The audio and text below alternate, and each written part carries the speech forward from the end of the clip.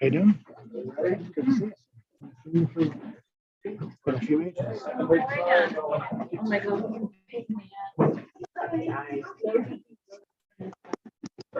I'm doing. Oh, you're doing it. I'm sorry.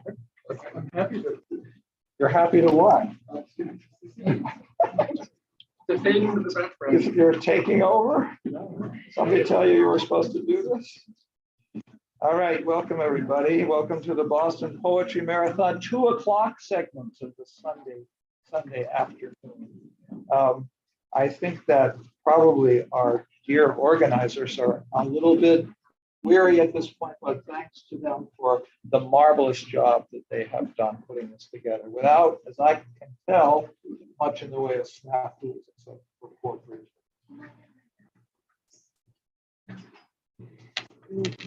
He's not coming. Donald Wellman is not. Okay. Sure.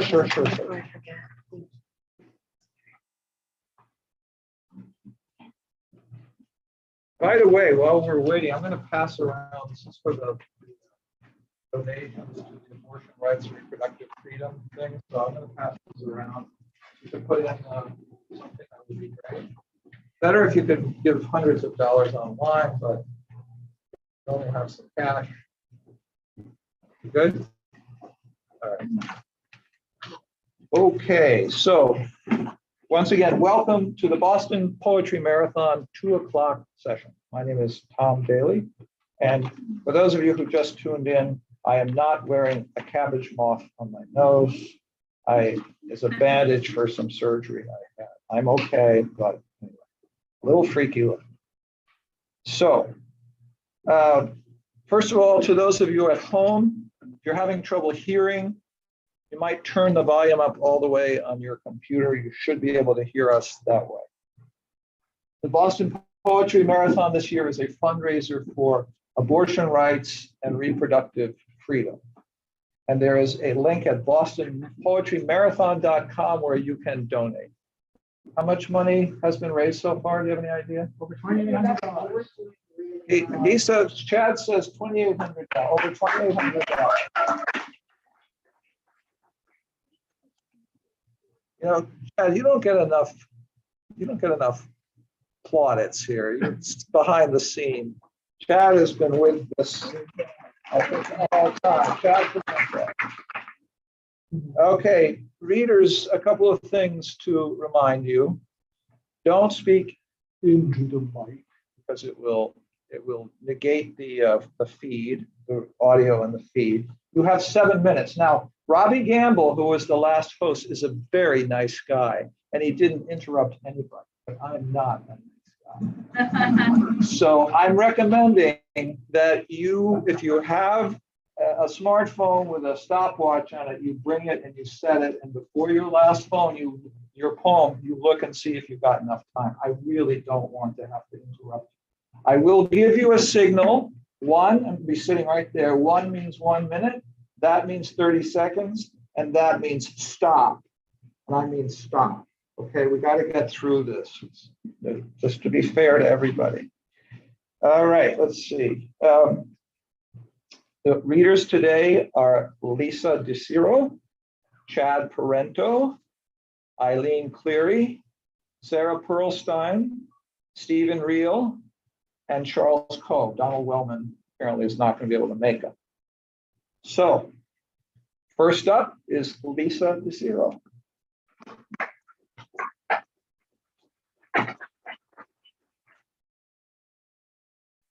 Thanks, Tom. Thank you to the organizers, to everybody who's here, everybody out there. Oh gosh, I'm like really short. Okay, I'm going to do what you said and use my timer. I'm going to read a set of summer-themed poems. I hope I have time for all of them. They're not very long. The first is from my book that came out last year, my chapbook, Simple as a Sonnet. And I'm going to get started. Forbidden fruit. I held the hem of my skirt above my knees, exposing my bare legs to the breeze and sidelong looks of the man with whom I strolled among exotic blooms. He admired their fragrances, their lush colors, though he was suffering, flushed and sweaty under the sun's blaze because he wore all black.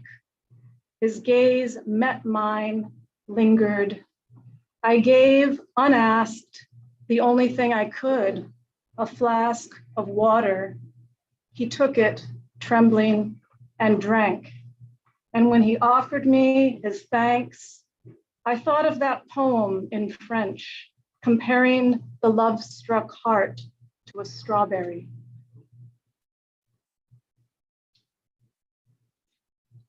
This one uses a sort of a prompt that is based on poems that Allen Ginsberg did, American sentences that are sort of kind of haiku. American sentences. Outside my window, the weather is such that you'd think we were in North Carolina. But what do I know? I've never been to Kitty Hawk or anywhere else in that state. Western wind, when will thou blow the small rain down and cleave this humidity and cool us all the fuck off? Note to self, quoting Tudor manuscripts might seem pretentious, nervous cough. What would Allen Ginsberg do? Let's order a burger, fries, and a shake.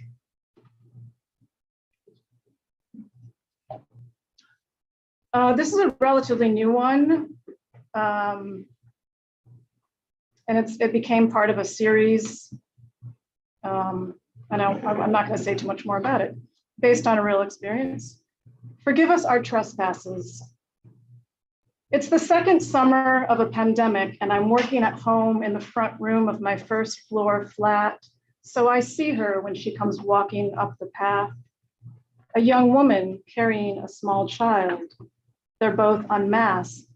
The woman appears nervous, glancing around. Maybe she's lost, visiting a friend, making a delivery. Can I help you? I almost call through my open window. But she's Black and I'm not, and I don't want to be any kind of Karen. So I lurk behind the curtain, which admittedly isn't much better behavior on my part. And I watch as the woman sets the child, a girl, 4 or 5 years old, hair in braids, wearing a sundress, down at the edge of my garden patch. Go ahead, honey, you can go here, the woman says. And as the child is squatting, the old man who lives next door comes around the corner. Hello, he says, surveying the scene while the woman says, oh, just give us a minute, please. And I brace myself. He's even whiter than me, and a tiny brown girl just peed on his property.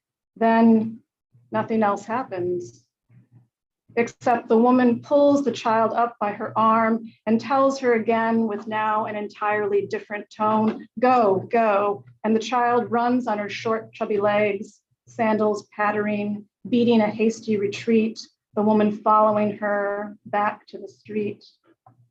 And my neighbor goes back inside, and I go back to work.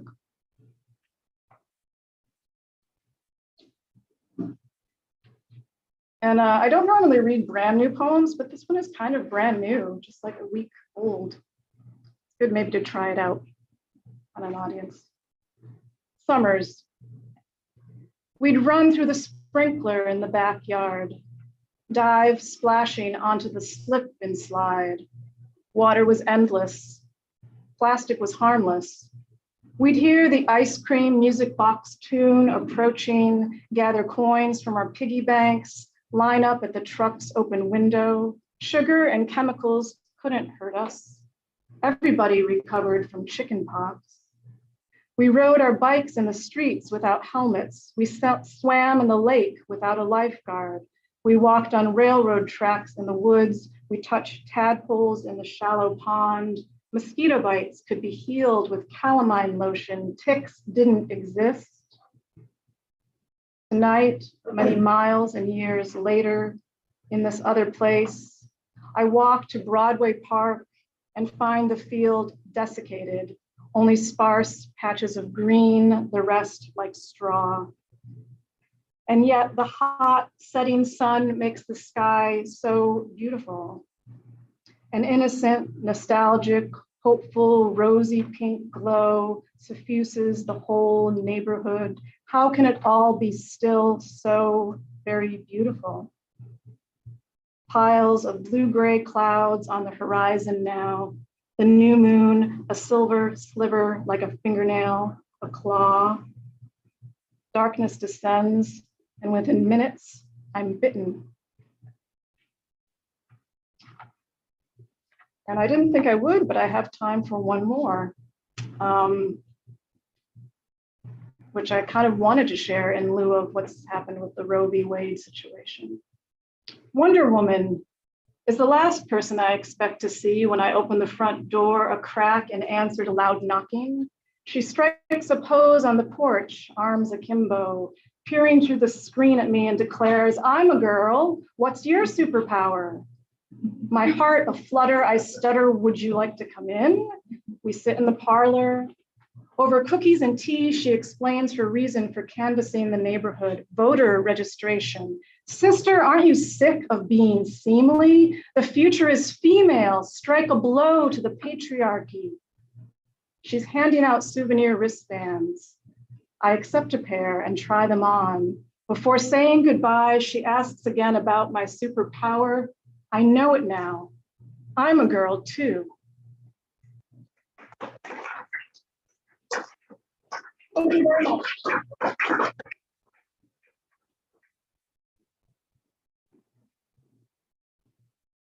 Thank you, Lisa, and thank you for employing rhyme in your first poem. Rhyme is much denigrated by contemporary poets, and it's a shame.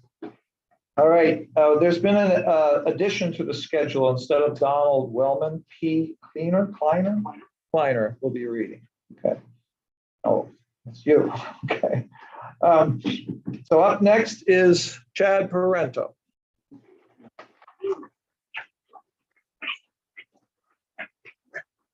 Thank you, Tom. Thanks to everyone behind the scenes who's been doing all this. Bridget, I'm glad you made it back. She is here, right? Okay, there you go. Oops. There we go.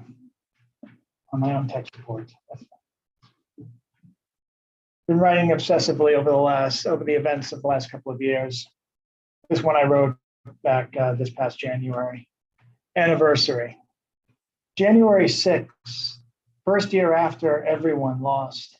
All flashback, and those who saw same footage last year still ask, what happened? Move along, derelict dissidents, history's laziest suicide bombers. Masks off, waved like false truce, Comic-Con of wannabe warriors. Commanders, high gallon hats. Who knows when their day will arrive? They know their due, hope the future the world fought for has the courtesy to go with them. I work with a lot of people who come in with what I call the trifecta of giant cross, Blue Lives Matter shirt, and a mask saying this mask is as useless as the insert whoever they're pissed off with, usually the governor. I mean, the giant cross, it can be just a cross, but the giant cross is a, waste. Quicken heart beat clock before latest online hoax killing you is forgotten. Stand in line just to shove more bodies out of bed. Your children bed sit beside. Read aloud favorite tales of science vanquished. Repeat revival, no one saved. Voice of vociferous, not a single ear out. This one is brand new. My first experience watching Alex Jones when he was like, you could call a true dissident, talking about the MOVE bombing in Philadelphia and of course the Waco travesty back in the day of the 90s, and to see him like he is now, it's like, oh, did not see that plot twists. This is Alex Jones after trial. At home, he harkens back to nature via backyard, licks non-psychotropic back of frog, wishes he could turn to anything else, opens only third eye he's ever known, goes from gaze to yellow haze. Revelation comes despite everything that is him. What if human race, made up of sleeper agents, trained from womb to crib to sofa, joining millions of cells they call families, working for open conspiracy, codenamed Mother Earth, waiting to be called back in? If he's right, then he is also alone, last free man, apart from entire system. He prepares final requests for handlers. Keep body above ground, away from one world, unabsorbed, unassimilated, left whole. I've been doing Jesus poems for a while under the thesis that, there's a multiverse where there's a Jesus for everyone's belief system, regardless of how crazy it is. Kind of like here. This one is called, in light of the recent shootings, this is Lone Wolf Gunman Jesus Tonka. I acted alone, cries Lone Wolf Gunman Jesus. I've no disciples. Judas takes down Twitter page. Peter's forum denies all. Good guy with a gun, Jesus, Tonka. An hour later, good guy with a gun, Jesus, stood inside the school, surrounded by his faithful, who knew he'd arrive in time.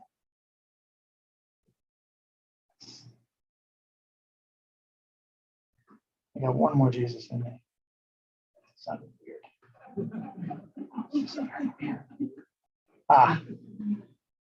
Ted Cruz, Jesus Tonka.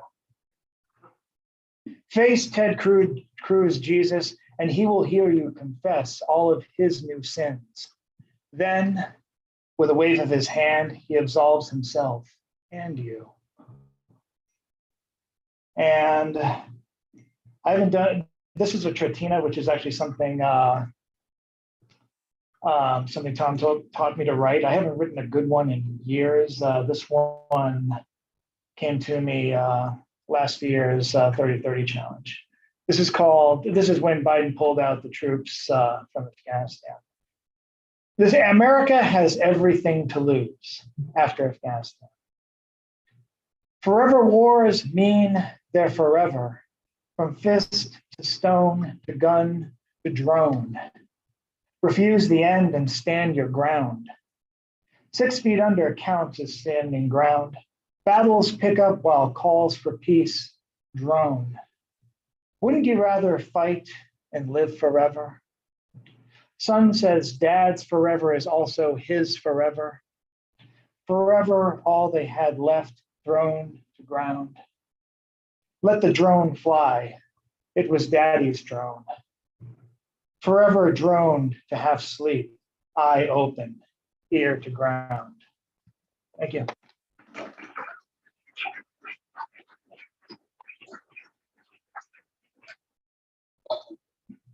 So of all the memorable moments from this year's Boston Poetry Marathon, there's competition, and they both come from Chad. One is Alex Jones with a third eye, and the other is the statement, I think I have at least one more Jesus in me. Anyway, thank you, Chad. So up next is Eileen Cleary.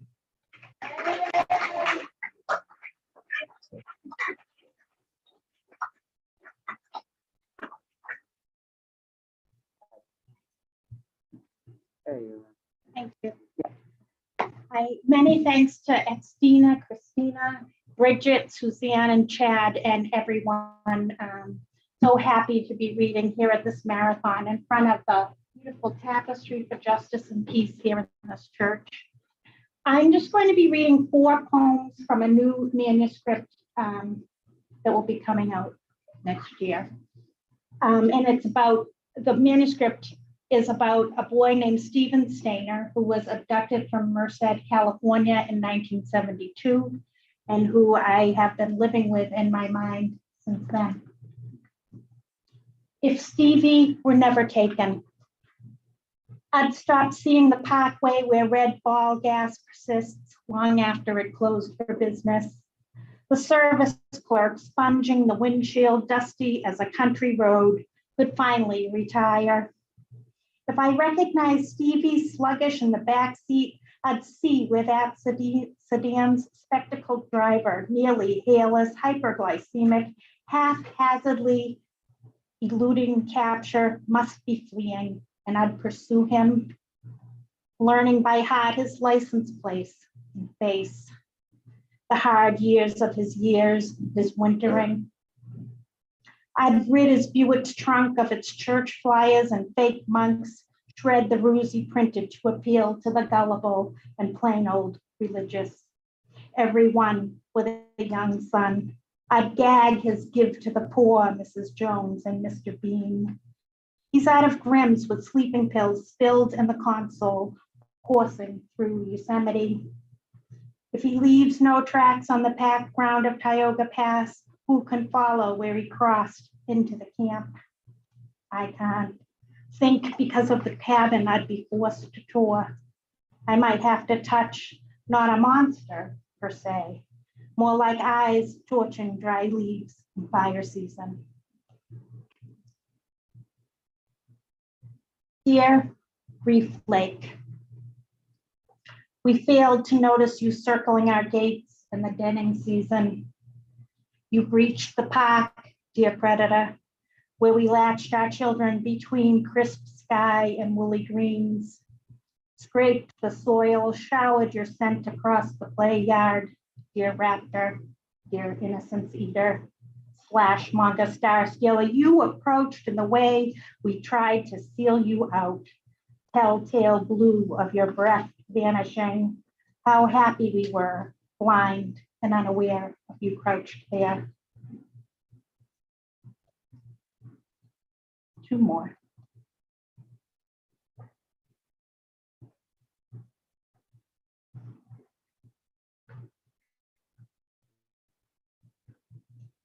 Junior Scholastic for Stephen Stainer. The awkward seventh grade, all arms and legs, voices soaring and falling, finally cracking. Guitar strings stretched too tight. Stephen frets under fluorescence, where he reads with the others an article on lost children. This isn't that wildlife magazine where he learned to track backyard animals whose prints vanish when mud meets grass cover. A ranger looks for clues, a trunk where a buck rubbed its antlers, baby squirrels sussering the oak leaves, a hollow where a red fox sleeps. Junior Scholastic says, to solve a mystery, be curious. Today brings Stephen as close as he's ever been to telling. How strange the words feel. A fat pigeon's feathers coughed from his throat. He chokes. I miss my family, though no one hears. The teacher doesn't mean to brush him aside. It's just that the recess bell rings and the class clamors to go outside. And I'll end with one more. And the good news in the manuscript, I guess, is that he does return home. Abducted boy returns home after 7 years. New York Times, March 4th, 1980. He couldn't have known how much his parents would shrink inside their pea green frame house, or that his once small siblings would outsize their twin mattresses, or that his first collie would be fenced only in before's invisible lawn. Now he can only speak of cows and pigs, the farm they still owned before he went missing. During's verboten.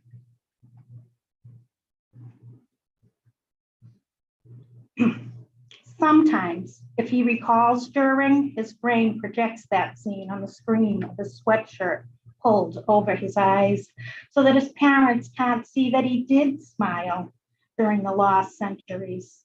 His memory shows him smoking with friends in the woods or rafting in a lake between two cliffs. If he claps his hands, he can measure the distance between boy then and boy now. Never enough hands to cover his mouth if he dares share anything blue. Blue geraniums outside a busted trailer, blue lake, blue pines, blue flax, or blue panic attacks. Sometimes the night is blue-black, and his mind maps the migration of the one wail no one else can hear. Meanwhile, cicadas broadcast their secrets. They timble their miniature drums, spreading their news instead of hiding in their rooms or staying out late after school. Thank you.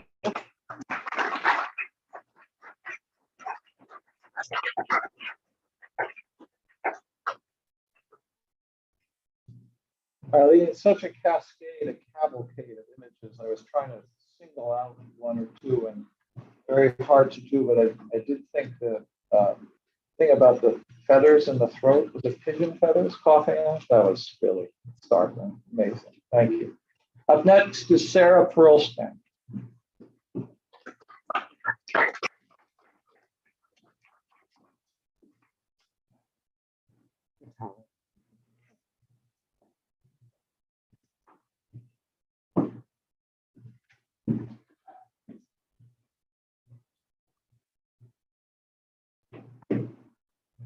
Thanks. What do you give an old gangster lady but snow and little tablets to keep the spirit she sees now at bay? When there is a moment before the elevator, as though before a grand piano and racing charts above its start. Once bitten is she by all the old moles, mill of words which walk but won't write their way on a page. Sweetened down though she glides, dead-headed as well as the girl on 3.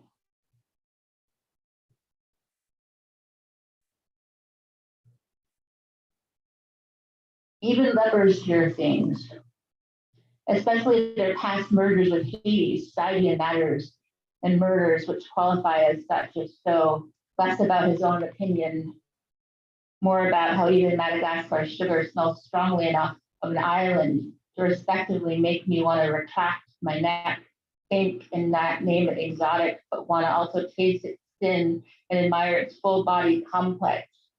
Before it evaporated, mixed its way into a lady's notion or perfumery of liquor again, into Madeline's memory of hearing about Proust in childhood, while French vanillas, a child sizzling textbooks with chocolate pudding on wax, tropically heart of a plumed kale, all in my fair, poorly air-conditioned notion of a heart-shaped hotel bed.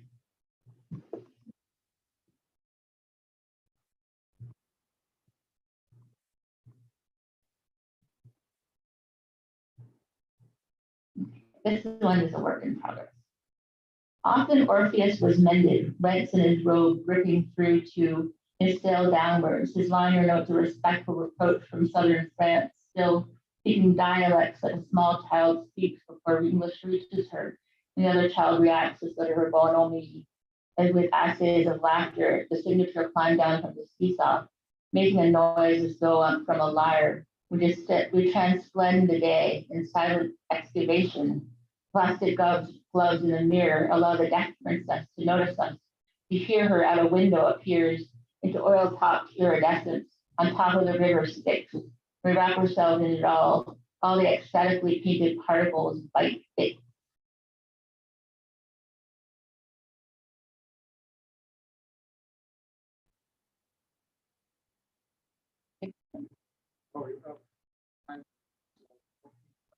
Oh, okay.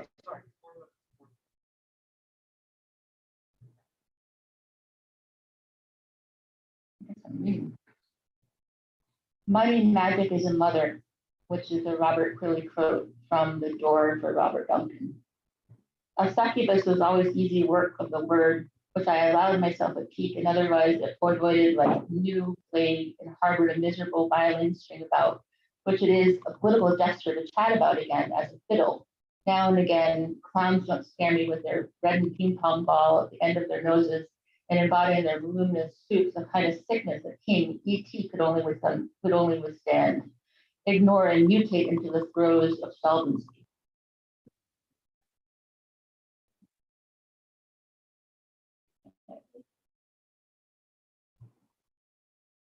Sorry.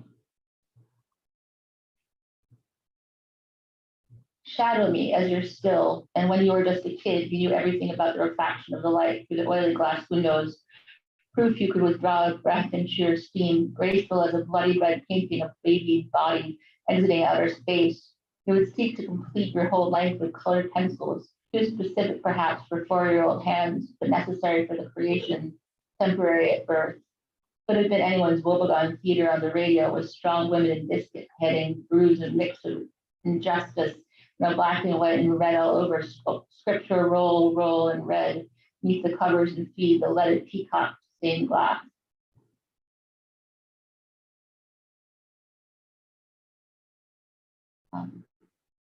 This is a short one.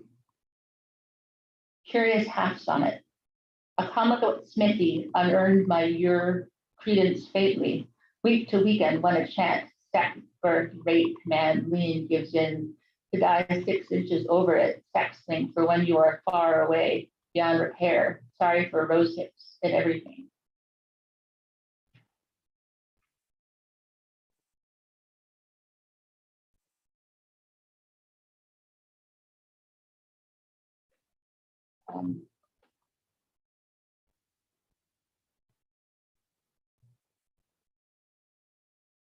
I'll take one more here. Sorry.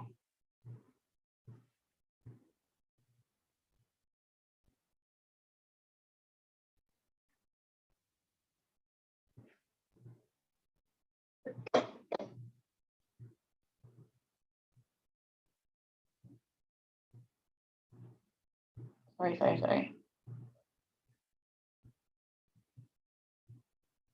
Okay.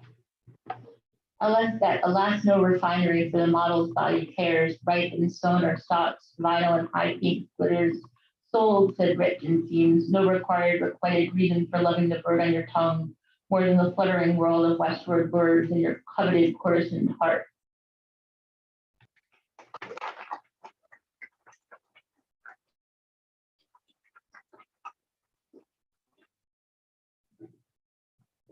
Thank you, Sarah. Is it Pearlstein or Steen? Steen. Oh, I'm sorry. So Wallace Stevens asks, Sunday morning, does ripe fruit ever fall in paradise? But in Sarah's poem, we learn about the surface of the river Styx in Hades. So that was a wonderful innovation. Thank you for that. Up next is Stephen Reel.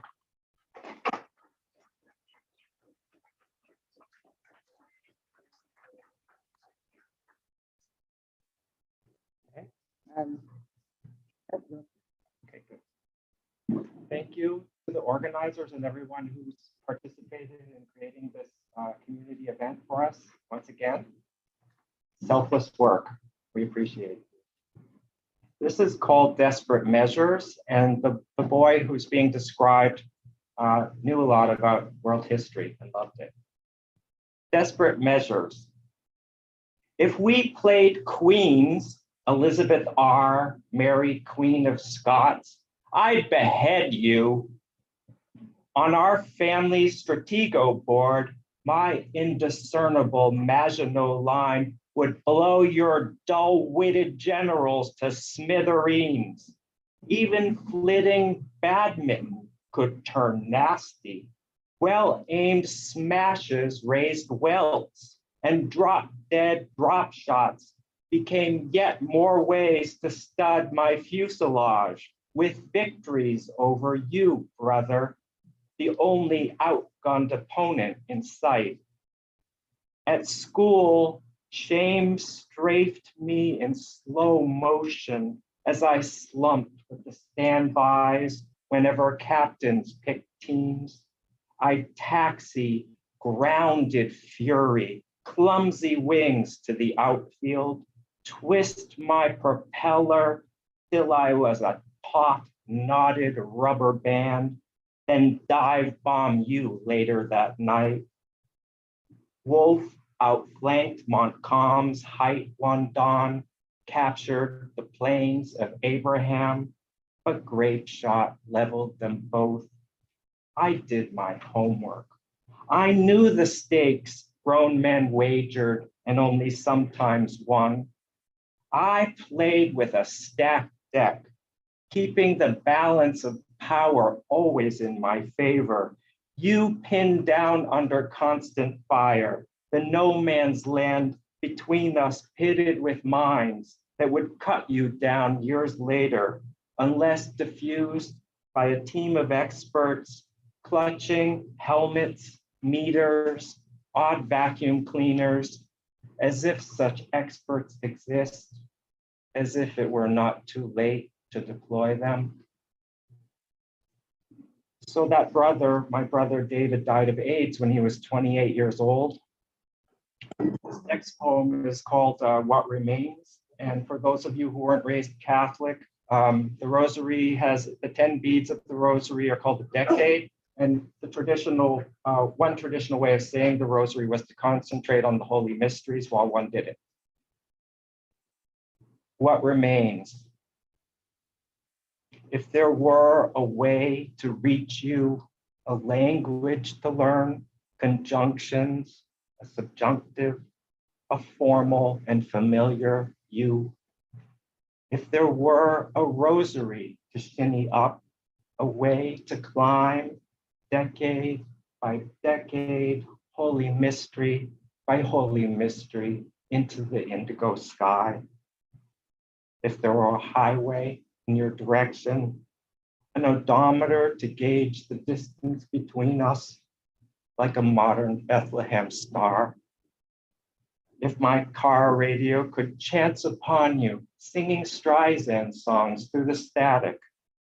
If I could sprout antennae, fizz like a Geiger counter, be launched like a satellite to track gamma rays from the black star you may now be. If I could sled downhill on a bright December afternoon and feel again your mittened fingers clasping my waist as we dodge bare oaks, skid out across the lake. If the lake were not black gloss, those runner scrapes like icy scars. If I could find the chink, simply tap and hear the hollow behind the fake door, then stumble through the tunnel out of this galactic silence into what remains of your light, I promise you would find me there.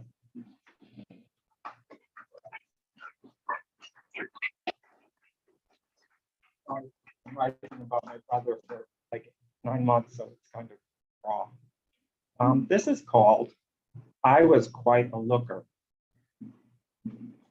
I was quite a looker. Let me put my lipstick away and show you. Too bad this photo's raggedy. I've carried it in my wallet all these years. But wasn't I something? I laid out a pretty penny for that photographer on Tremont Street when I got my diploma from Katie Gibbs. Did those college men ever fancy me? I could take dictation. It was easy peasy to land a job in the steno pool. After the war, dance halls salt and peppered every ward.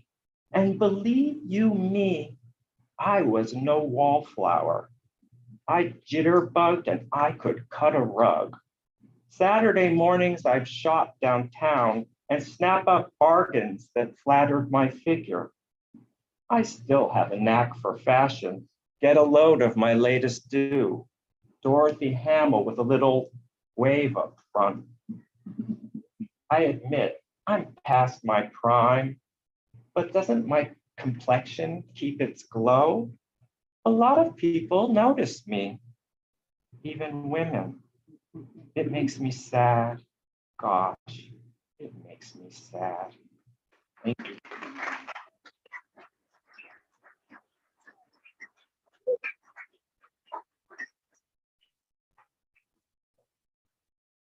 Stephen, that poem of your brother was extraordinarily moving, but I also wanted to say that when I was a kid, a friend of my mother's took my siblings and I and his kids out for an excursion, and I guess my siblings and I were making all kinds of little remarks about magic things out there.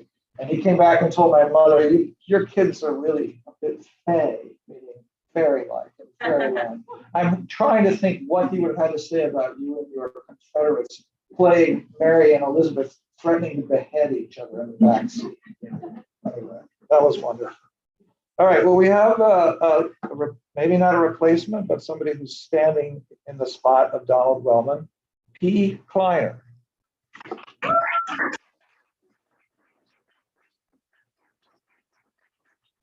My friends all laughed at me for walking around the binder full of poems. This is almost a year to when I started writing poetry. So this is a cool little landmark. Thanks for having me here and putting all this on. Appreciate it. This first poem is called Draining. I kind of wrote it after getting caught in a storm walking to Park Street. Draining. Anyway, I've been thinking about draining. The little deluge raising all our sheddings up. Gum and key and coins and straws stranded awash. Each calm surge snapshotting the cast off. The scratch tickets stripped of their color. All silhouettes of their owners. I wonder if they are sad. Slouching to the drain, never looking back. Giving it up, falling down, adrift home. Anyway, I've been thinking about draining. This next one I wrote after doing a lot of walking for exercise and maybe walking too much. It's called The Distance. And that quivering calf, the tremors are familiar. I hope it ends there. My two worn Converse, walks are best left finished. I wish I could stop. Some swelling of pride. I have dragged myself well. Is there strength in going too far? Kind of lightning round. So this one I wrote thinking about like gender dysphoria. It's called Form. I want to return to form. My toes growing shorter, don't like leaving. And my lip, earlier than I thought, turns reverse. I don't speak. Trunks of my legs subtracted so I can stay here. All goes inward. I thought I'd sound scraping. Instead, I go down smooth. So I have some more hopeful ones. I was walking along a bike path in Arlington and forgot that it gets dark when there's streetlights. So this is about a strange light I saw. It's called Little Light on Arlington Bike Path 7/25/2022. Not so far off flicker. In its unsteady bouncing, alluring uncertainty, my steps wasted, it remains ever distant. So I beckon, carving the darkness, disembodied and simple, come, Ronin light. And this one I wrote after going to the beach during a heat wave. And I got home and was a little delirious and my head hurt and it was just kind of a strange experience. It's called Beach. The sun offers that easy delirium, the most pleasant kind. Waves bring numbness to the body, now cold, the ear, now filled. Something quaint in forgetting. Fried dough being a sugared amnesiac for things you'll remember tomorrow anyway. This one is about living with a mood disorder. It's called In the Gray. And if you must, stroll through my orbits, use my optic nerves as your guide. I know the route by heart. Find that fading white veil, be covered in its fluid, then join better men, broach it. Inside is a busy, dying gray thing. I can't stop thinking about it. Don't look it in the eye. It spits bitter memories. Take your scalpel. I give you permission. Be bold and cut. Join me in that foolish hollow. And again, we find nothing. I told you it was futile. I suppose you could see I had hope. Still, I find satisfaction in trying. Getting a little bit towards the end, but I do have a couple more. How do I have time? Okay. So this one is about living by the commuter rail and about 30 feet from it and seeing the train come by every 30 minutes and looking in the mirror and seeing people and wondering if they can see me. Are they going too fast? I've never really figured it out if they can actually see me.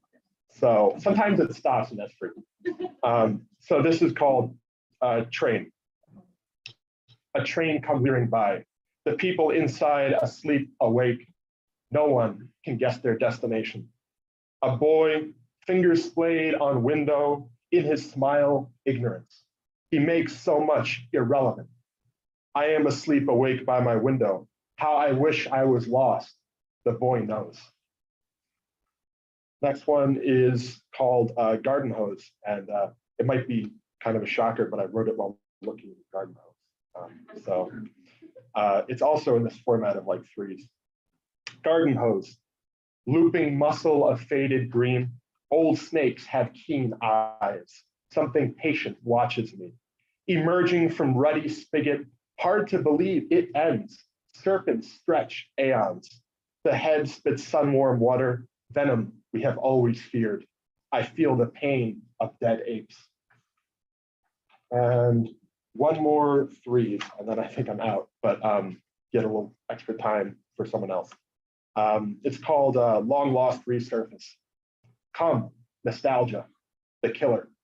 I wanted you. That little remembrance, history in things. How many burdens? Myself, conqueror, strength in unremembering. I tell myself I don't need it. Okay, that's all I got. So thank you.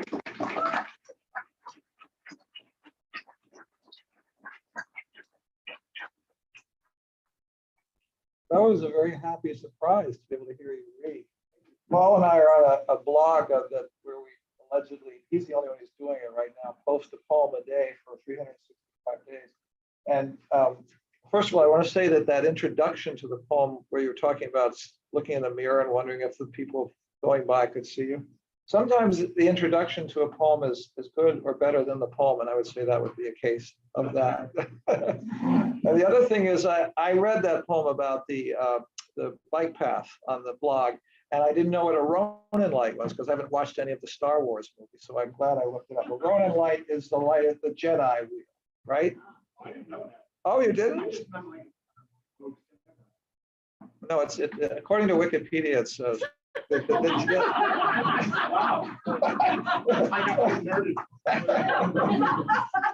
All right. Well, our last reader today is Charles Coe.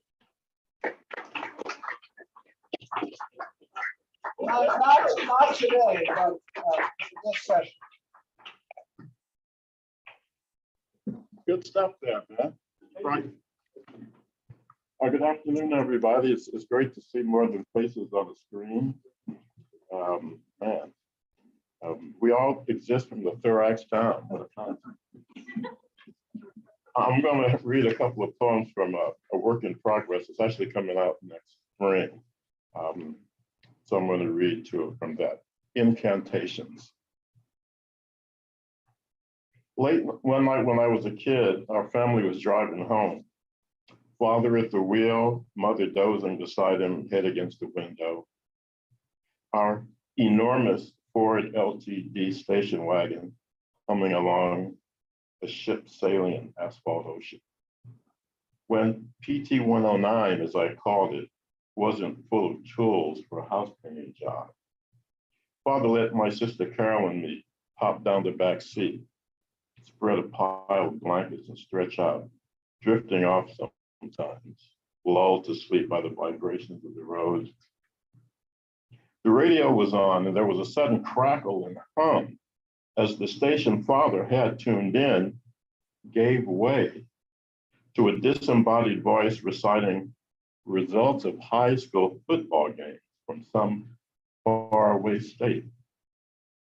This seemingly endless recitation of unfamiliar places took on a hypnotic quality, an incantation, like the Latin words meaningless to me. The priest spoke at Mass as I kneeled on the altar in cassock and surplice, waiting for my cue to pour water and wine over his fingers, give him a towel to dry with before he handed out communion wafers. I didn't understand how this was happening. I didn't know that at night, AM radio signals can travel hundreds of miles by reflecting off the ionosphere, bouncing back to Earth and being picked up on radios that seemed impossibly far away. I didn't know this phenomenon, skywave, it's called, happens only at night because the ionosphere doesn't reflect reflect radio waves when warmed by the sun. So I didn't know anything about science. I just knew that our station wagon had slipped somehow through a magic portal to another universe. I leaned back as that spectral voice droned on, mesmerized by the endless recitation of numbers, meaningless to me, symbolizing the joys and disappointments of the young gladiators who'd waged their epic battles under the lights, before families and friends, on grass-covered fields in little faraway towns I would never know. And I had the pleasure of speaking at a Juneteenth event at Northeastern. And I wrote this poem for the occasion. This is just another day for Juneteenth.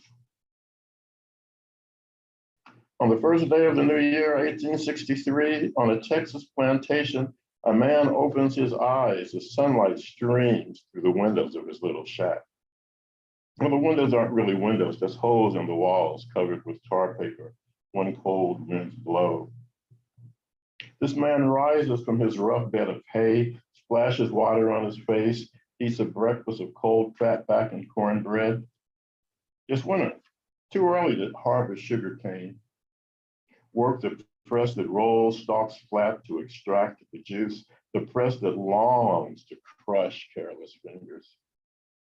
Too early to stir the giant iron pots that splash boiling cane juice on your skin.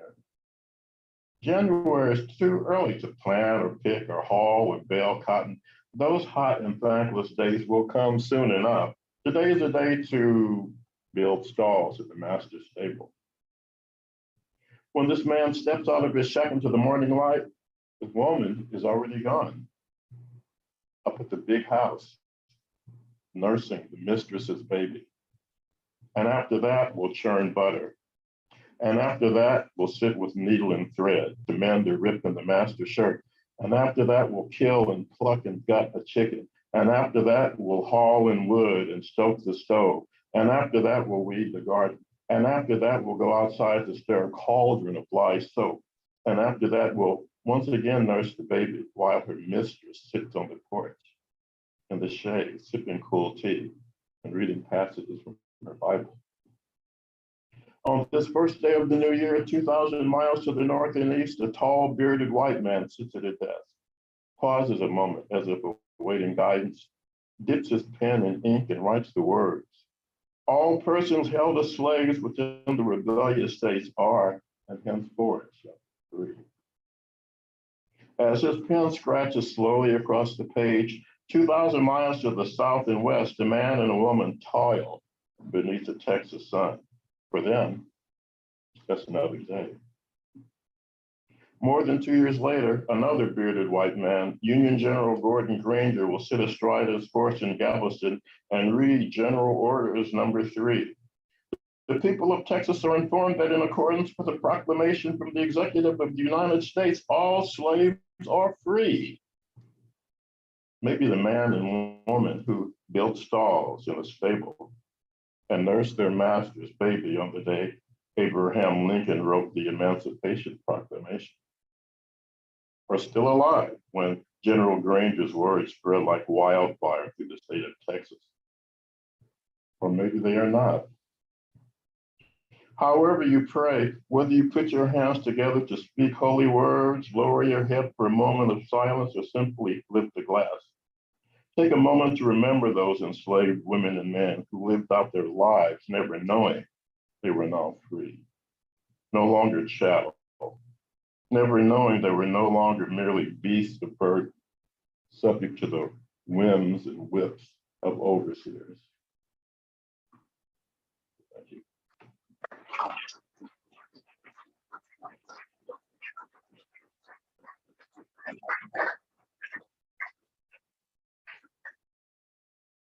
Charles, thank you for that powerful poem. Also, thank you for that evocation of this riding in a station wagon at night and having an AM radio come. That was just gorgeous. Thank you. All right. Well, that is the final, Charles was the final reader. So once again, thanks to Lisa Desiro, Chad Parento, Eileen Cleary, Sarah Pearlstein, Stephen Reel, Charles Coe, and P. Kleiner. How about a round of applause? For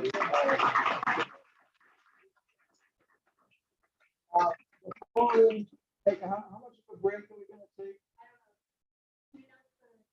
Yes, okay. The next hour includes Gilmore Tammy, Jennifer Jean, Timothy Gager, Marsh Penn, Marcia Carp, Suzanne O'Toole, and Jean-Denis Joaquin.